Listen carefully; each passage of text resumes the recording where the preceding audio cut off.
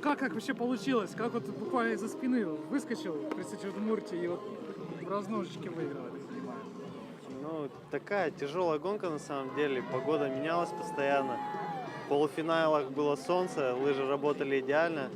Потом затянуло, пошел снег, там все стало меняться. И на втором повторе чувствовал себя, ну, финальным именно уже хорошо.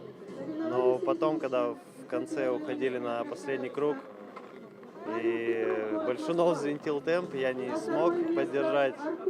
И там уже за спиной было очень много соперников. Не знаю, немного где-то тактических ошибок допустил. Хочется отметить, что накануне чемпионата немного приболел, сильно не разболелся, так, горло, нос, и состояние ушло, оно такое было непонятное. То вроде чувствовал себя хорошо, то просто были такие спады не очень. Ну и как раз в спринте Коньковым не очень сложилось. И сегодня тоже так вот как-то в нужный момент, когда нужно было активироваться и выдать финиш, немножко не получилось собраться и таким образом стал четвертым. Ну, в Сыктывкаре зато трибуны вас всегда ждут. Город для вас тоже не чужой. Приятно ли возвращаться в Сыктывкар? Приятно ли видеть чемпионат России здесь?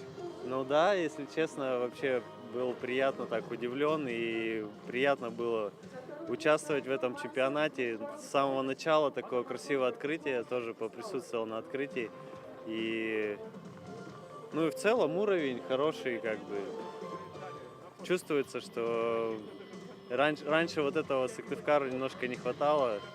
И табло появилось, тоже уже как бы зрителям интереснее смотреть.